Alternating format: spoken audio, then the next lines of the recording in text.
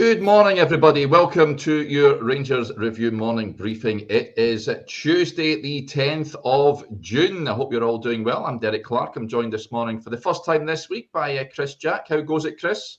All good, all good. How's things yourself? All good, thank you. I was away watching Ricky Gervais in Manchester last night, which was really good. His stand-up show, Mortality, which was fantastic. Very much enjoyed it. A bit of a late one, but it was a good evening and ready to talk all things Rangers. Did you have a good weekend? Yes, didn't do too much Rangers stuff at the weekend, thankfully. Phone didn't really ring, which was a bit of a strange one. But I think we more than made up for it with a few days before.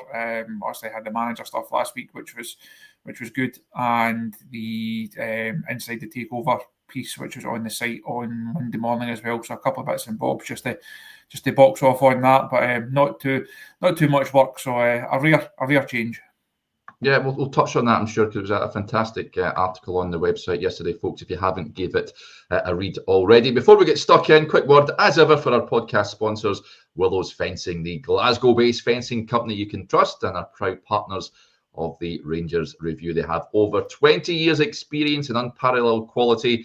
Their qualified team is dedicated to keeping customers happy and providing exceptional work, aiming to deliver nothing but perfection in every job. They offer free consultations, and you also get 10% off with the code Rangers Review if you head over to their website, willows-fencing.com. So do go and check them out, folks, if you need a new fence. Right, well, let's talk transfers, rumours, as ever, of course. The mic has just changed, so we've just changed it. Thank you for letting me know, folks. We talked about 6,000 players over the weekend, Chris, when I was on yesterday with Stevie, and another one emerged. We sort of reported on it a couple of months ago, I think, when Rangers were reported to be one of several clubs interested in Kwame Poku, the Peterborough winger, right-hand side. He plays. He's predominantly left-footed, so a sort of Václav Černý profile, if you like, but very nippy. Young lad, he's out of contract now at Peterborough. He's heading off to Pastures New. He's got a number of suitors. He scored 12 goals last season in the league, I believe, and provided 8 assists.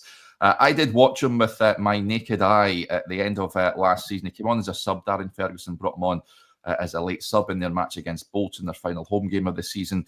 It looked decent, but he never really done anything of note. But I didn't watch him for a great deal of time. But there is a number of teams interested. The Posh chairman, Darren McAntony, says he expects him to play in the Premier League at some point and go for upwards of about 30 million quid. So, yeah, a lot expected of this boy. Rangers keen. I think that's an area of the pitch we need to see players coming in on the wings, Chris. Not seen much, as I mentioned, but is it a player that excites you? If they could sign him on a Bosman and then flip him for £30 million, then it would tick a whole load of boxes for Rangers, that wouldn't it? This is also the one that Josh had on the site yesterday, and we understand that no Rangers are keen on him. We also understand that there's a bit of interest. I think Birmingham being the main one, given their American owners, given their also promotion back into the Championship, they'll be looking to go again. They'll be looking to strengthen. I don't think they'll be aiming to win that league this season, but you'd certainly think they advance their chances of a crack at promotion. So that could make it difficult for Rangers. I think you look at the scope of the work that needs done. They can't go and throw money at players just to get one over the line, because they have to use the budget as well as possible. They have to spread it out. But if you're saying, as a wide player, an area that's something of a priority, then it has to be, because the only one that they had last season, he's no longer in Glasgow, unfortunately. He's considering his options in Václav Černý. Rangers, they have to find a replacement for him. They have to find someone that can contribute in terms of goals, can contribute in terms of assists, and it can be as reliable as Černý was. I've played a lot of games, times towards the end of the season, his race was run, he was done and he was out on his feet, but he kept going for the good of the team, even though there was not a lot to play for at that stage. So for me, they need more than one. You're looking for a direct replacement for Černý. you're looking for a bit of competition on that right-hand side, and the left-hand side, well, you're just as short. Bayrami is not the answer. Ross McCausland is not the answer, and Cortez, there's too many questions for him to be considered the answer right now. So definitely a lot of work to be done in those wide areas, and Poku certainly looks like a good place to start if Rangers could get that one done, but get it done at the right level. So I don't think there's anyone that can throw lots of money at just to try and gazump another team. If it's not going to work, you move down the list and you move on. I think it's good. It works in terms of a sort of transfer fee, because Peterborough will be due a tribunal fee, but it won't be a hell of a lot of money, given that he's out of contract as well. So it's a transfer that looks to make sense for me. He's a decent squad option, I would say.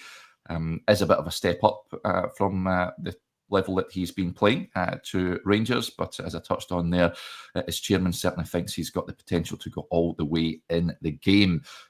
So yeah, it would work for me. A few points coming in. Firstly, thank you to Natalie, who's very kindly donated to the channel. Thank you, Natalie. Good morning, guys. Do you expect any signings this week? Is the window open for us yet? Are we expecting any business this week, do you think, Chris, with regards to players? That's almost as bad a question as do you expect a manager by the end of the week, isn't it? Talk about a hospital pass first thing in the morning. We're not heard of anything being that imminent, but things can also move very, very quickly. Now, Russell Martin is obviously now in the building with a sporting director in and the manager in and a technical director in. Players are the next thing. Players is where everyone's attention is. That's the business now that Rangers really need to focus on, and they are focusing on. Time will tell whether they do anything this week, but sort of a fortnight before they're back pre-season, I would imagine you'll see some business before then. I think Russell will want as many as possible in before then. I know he said last week it was 1 or 2 he was expecting, but I think, as we said, it was a Friday we were on with Stevie. Don't read too much into a manager just using a phrase like 1 or 2. If they then end up signing 3 before that deadline, it doesn't make Russell Martin a liar. It doesn't mean that he was trying to play mind games. It's just a phrase. So Rangers do have to get players in as quickly as possible. Of course, that doesn't mean that you rush in and you just buy anyone, or you just get anyone in just for the sake of it. Interesting point that this came up here just on Poku. Lee Jackson says, I live in Peterborough. I've seen Poku play many times. He'd be an excellent signing for us. Fast on his feet, great positioning, and knows where the goal is. So thank you for that scout report, Lee. Very much appreciated. No doubt if he does sign, then Joshua will have a deep dive on him on the website. Other bits of news, potential departures, Chris, I wanted to touch on. Well, one player who won't be arriving at Ibrox, we'll discuss this first. I don't know if we touched on it yesterday.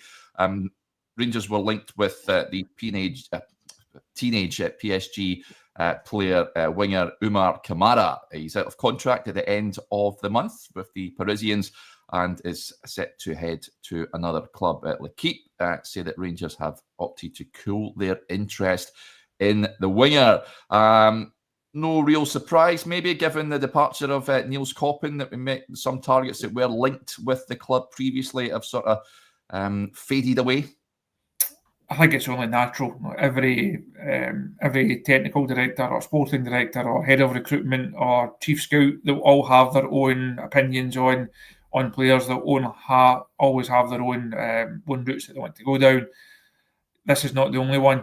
Also, Josh had a story a few weeks ago regarding Burgess at Ipswich. There's every chance that one doesn't happen now either because of that change. So, obviously, Connor Cody, as we reported on the site the other day there, he looks to be one of the main targets for that centre half area. So, I don't think it's a surprise that we will see different names linked and names that have been linked previously, names that have been of real interest previously.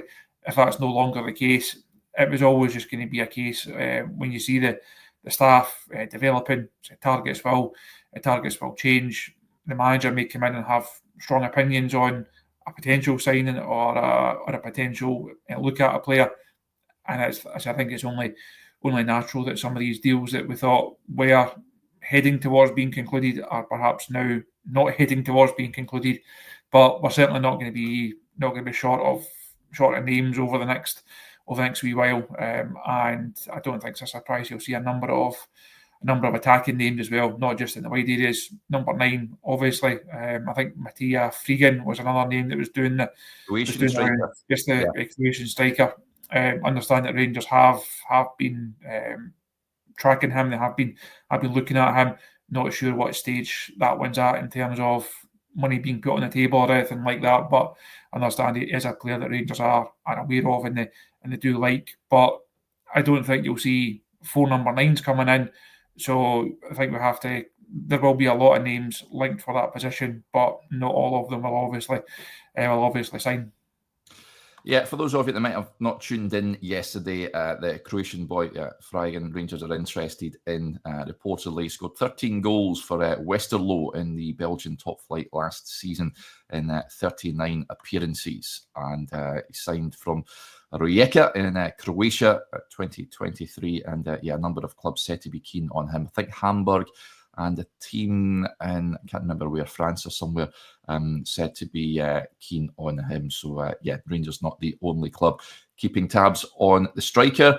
As you mentioned there, Rangers cannot bring in a glut of number 9s without potential departures, Chris. I've seen reports last night.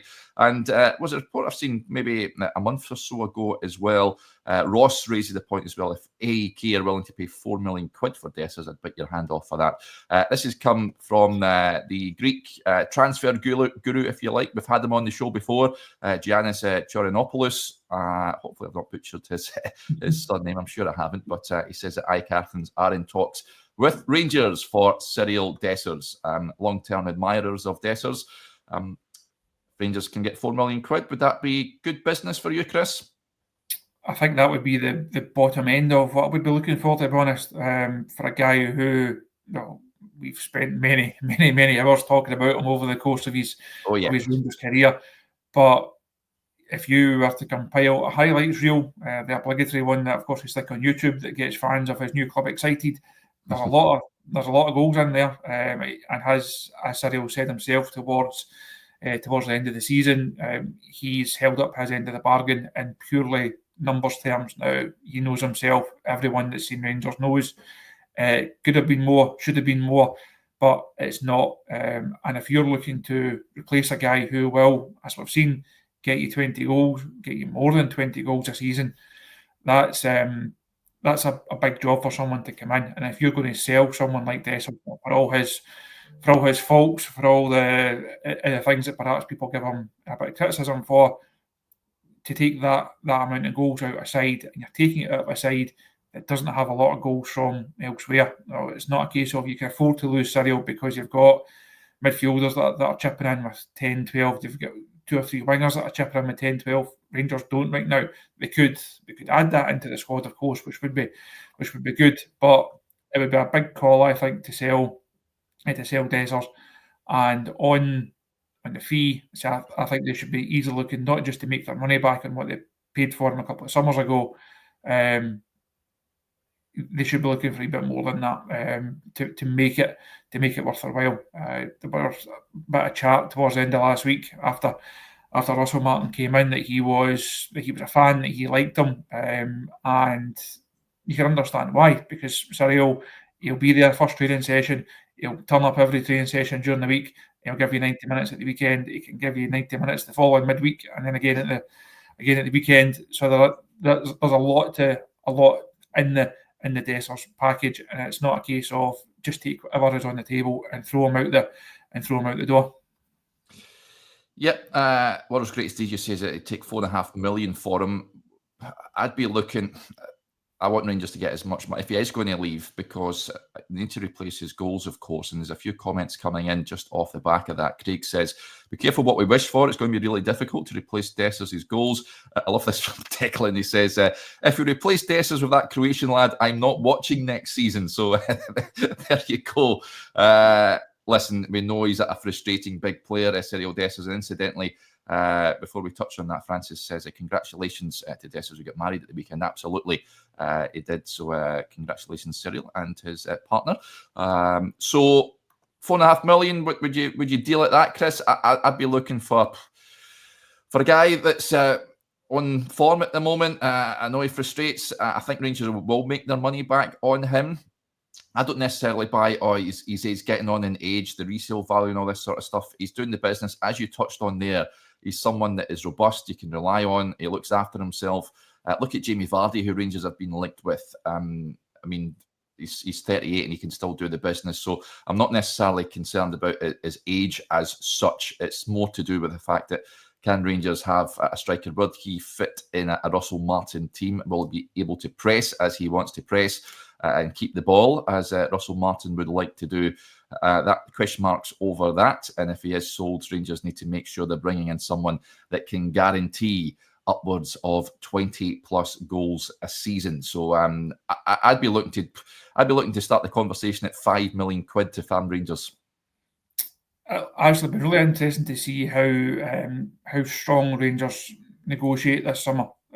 Not just on Dessers, but on a number of players. They're in a different situation than they were last summer, where they just had to get players out the door. They had to do deals for a couple of $100,000. They had to pay some players to leave. They just had to get players off the wage bill to bring that wage bill down, and to then give the manager the manoeuvring room that he required to go and try and add his players into the squad.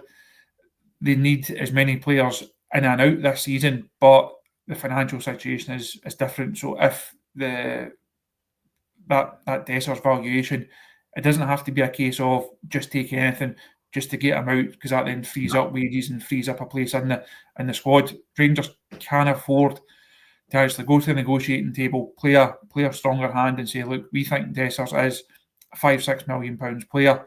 £5-6 million is the asking price. If you don't fancy it, fine, because I think he's shown over the course of his career, and even over the course of his Rangers career, there's teams linked, there's teams fancy him because he's a goal scorer. Yes, he could score more, but he does score goals, and teams will always take a chance on someone who does have a decent scoring record. So I think there will be offers on the table for Cyril. So they don't have to just say, well, a couple of £1 million just to get him off the wage bill like other players of late. I think they can afford to say, we think the asking price is 5-6. I think that would be fair. And if they get that then leaves all parties with a decision to make. Yep, it will be interesting to see what happens with Cyril Dessers, and if he's a Rangers player next season. I've just got a feeling he might be heading out the door. Other players, we'll discuss a few more points that are coming in here. Well, this is another player that I very much hope will be a Rangers player next season, Chris. He's another one that we've spoke at length on various videos. Peggy with the points says, Nico comes on in Belgium score. Love it. He played last night, came off the bench for Belgium. Intriguing match, that one. I think Belgium were 3-0 up. Wales came back to draw 3 each, and then Raskin came on and made a difference, and Belgium went on to win the game by 4-3. He also impressed in their match before the game last night as well.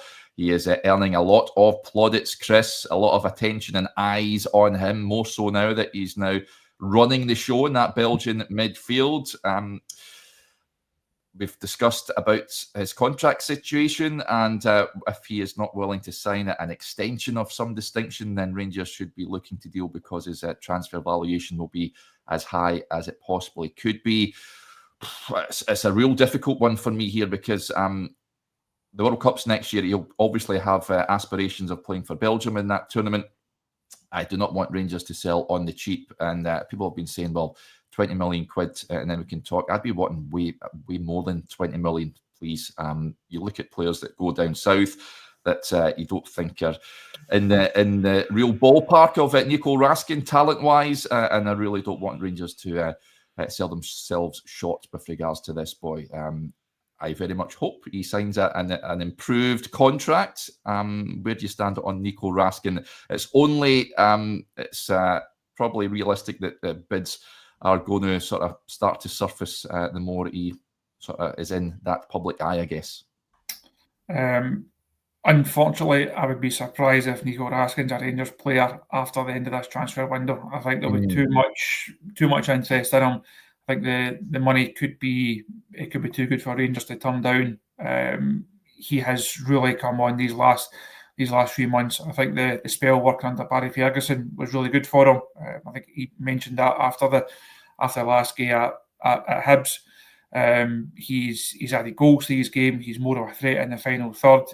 He's a real all-round midfielder now.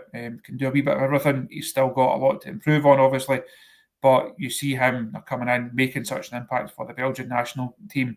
That type of thing, that type of progression, that's only going to bring you to the attraction of some suitors that have deep pockets.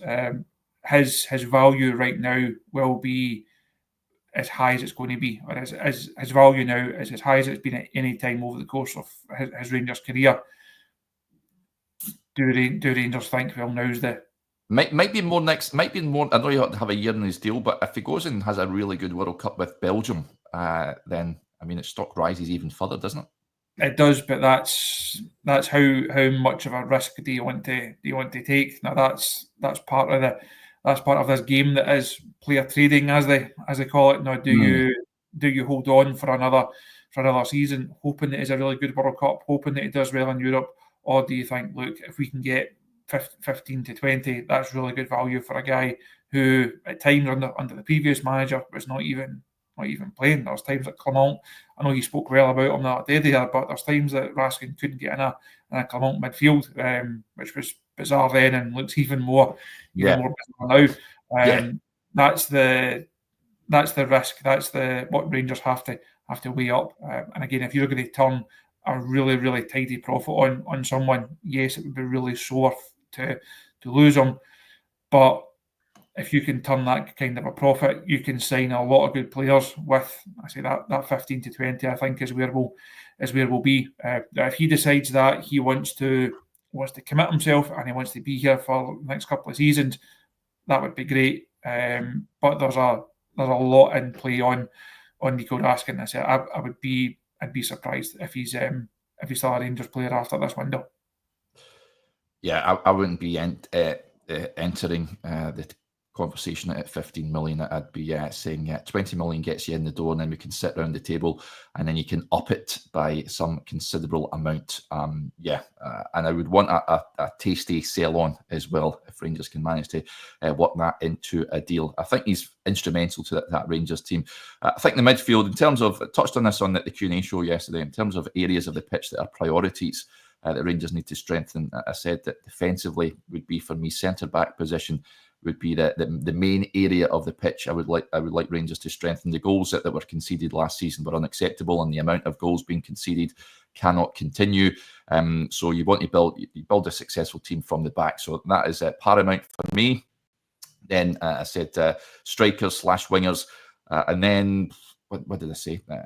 Goalkeeper, and then midfield. If the midfield could become more of a priority position if Raskin's allowed to leave. If Diomande, of course, Everton were rumoured to be interested in him as well, was allowed to leave as well.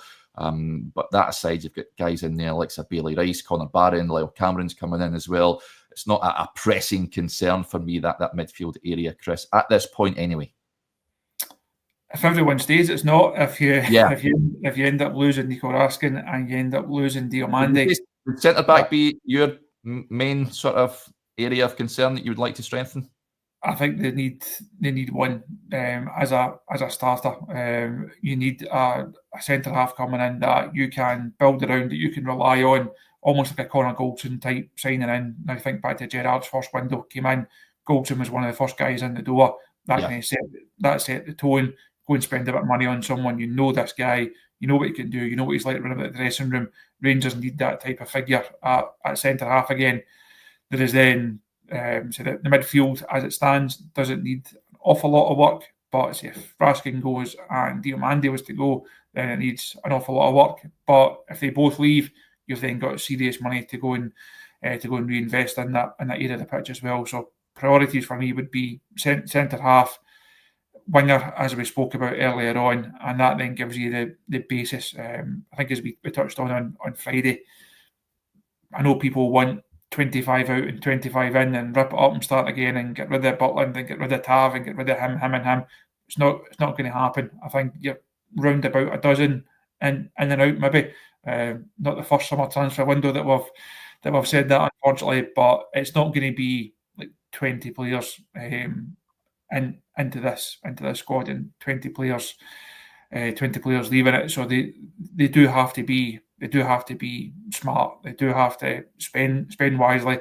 And I think much like last summer, you will see phases of the window. Try and get some of the Bosman ones. Try and get some of the cheaper ones done. See how the Champions League qualifiers go. See how the squad develops. Players might improve under Russell Martin. He might change his opinion on someone and think, well, actually, I can work with you, or go the other way and think, well, actually, I thought I could, but now I've had a look at you and decided that I can't. So I think we'll see a couple in early doors just to give the squad and give the fans the boost, give the squad the boost in terms of quality heading into these Champions League qualifiers. And then once we really get into it, you will see things going to unfolding. I think we have to remember it's a long old window, and Rangers, they're not just going to do every bit of business within the first fortnight or so. Yeah, good friend of the show, Si, gets in touch. He says, soon as still, we build from the back, get the defence sorted and bring Shankland home. That's a great way to start. I've seen he's been linked with a move to West Brom, which should be a cracking move for Lawrence Shankland. There's another club, I'm sure, down south that were said to be keen on him as well, obviously out of contract at Hearts. If Johnny was on here, he'd be banging the drum as well for Lawrence Shankland. He would love Rangers to go out and get him. If they're going to get him, Chris, I'd imagine they'd have brought him in before now. The good old Lawrence Shankland question. I do understand why people are keen. For me, he's not a priority. I don't think he's. If you're going to sign a striker, if Rangers are going to bring a number 9 in, for me, it has to be someone who is considerably better than what's there. Is Lawrence Shankland guaranteed to score you more goals than Cyril Dessers? I'm not convinced. I think if you're signing a number 9, you want it to be almost like a statement of intent number 9. You're looking for someone who can come in and guarantee you goals, guarantee he's going to fit into the side, guarantee that he's going to fit into the way Russell Martin wants to play. Does Shankland's game fit into a Russell Martin style of football? I'm not sure. So I know his name will continue to come up. Maybe if Agaman was to move on and Rangers get a tidy fee for him, if Dessers was to move on, as we discussed, Danilo, I think he's got a lot to prove in pre-season. The first couple of weeks of pre-season, that'll determine his future. I think he's got a lot of work to do to convince that he can be part of this squad as well. Yeah. So we could be sitting here in a couple of weeks saying Rangers need 3 strikers. Could Shankland be the third of those options? Definitely. Could he be the second one? Maybe. Is he the first one? I don't think so. No, me neither. Interesting point from GG says, do we owe 10% to Liège on Nico? I wonder if, do we know if they have a sell on, Chris, off the top of my head? I can't quite recall if that was part of the deal. I know they got him on a cut price deal given his contract situation. So it was a bit of a coup for Rangers at the time, but I wasn't too aware if there was a sell on as part of the deal. A lot of things have happened at Rangers since time here. So off the top of my head, GG, I can't remember. Sorry. I will try and find out. See if anybody can remember. Somebody might need to go and dig out the paperwork out a top drawer of a filing cabinet somewhere and double check it. But off the top of my head, I don't know. Sorry. Yeah, if there's a 10% selling, then we'll start the bidding at 40 million, please. It's only fair that we go down that route. Some interesting points coming in. Timothy says the midfield needs goals. Totally agree, Tim, on that one. Podcast Davey says madness. Nobody is prioritising a goalkeeper. The issue with that is, and I've said before many times, I want Rangers to go out and get another number 1. But the issue is Jack Butland. Can they offload him? Can they find a buyer for him, Chris? That is the big question, really.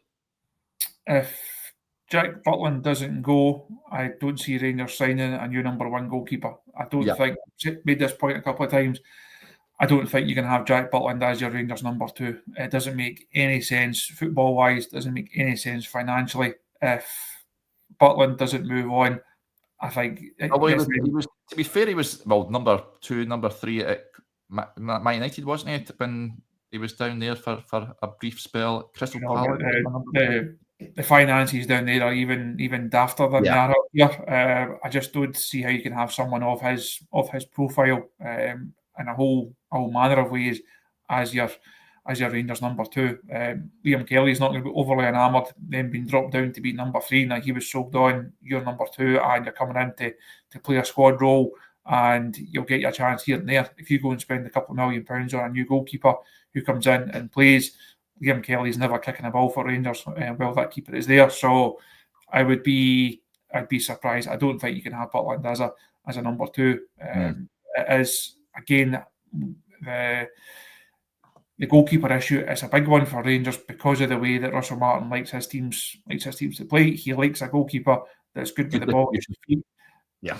That's not exactly Jack Butland's main attribute, it has to be said. I think we've seen enough over the course of his Rangers career to suggest that's not his strength. At his age, is it too late to learn? Is it too late to improve? Probably not. I think he could improve in that area. It may well be something Russell may think he's got every other attribute that I'm looking for in a goalkeeper. Now I can go and try and teach him to play in my style. If he can do, great. But so if he doesn't move on, I would be really surprised if Rangers go and invest heavily in a number 1 goalie. Macca says Scott Carson's left Man City. Derek, go and bring him in. He's about 56 now. Scott Carson, what a career he's had at Man City. Would love, said it before, best role in football is at a number 3 goalkeeper. Just go in, be a laugh in the dressing room, pick up a wage, sit on the bench, and just have a great time picking up trophies, especially if you're at a team like Manchester City, that's for sure. A few more points before we wrap things up for the day. Just on the goalkeeper situation, Dale and a few others saying that do you not think Mitov suits Martin's style of play rather than Butland and Kelly? This is Dimitar Mitov of Aberdeen, Scottish Cup winner Dimitar Mitov as well. I like the look of this goalkeeper. I've seen him initially down, he was at Cambridge, I think, if I'm not mistaken, and got his move and has done well for Aberdeen. Decent goalkeeper. Chris, you a fan? I'm sure he was linked with an English team the other day. I'm sure I saw it on the Sky Sports News. I can't remember who it was. I'm sure he was definitely, there was a bit of interest in Mitov from down south. He's had a good season, as you say, ended it in some style with his heroics in the Scottish Cup final. So he's definitely a good keeper. Would Aberdeen want to sell to Rangers? We're then back as he's on, doesn't it? We're then back to that age-old debate and age-old conversation.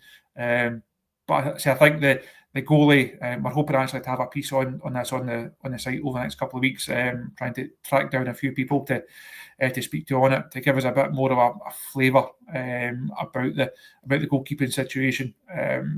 So I think it's going to be one of the big decisions that Russell Martin has to make. And if he decides that it's not Jack Butland, then Rangers need to get themselves into the market. But they can only do that if someone comes into the market for Jack Butland first.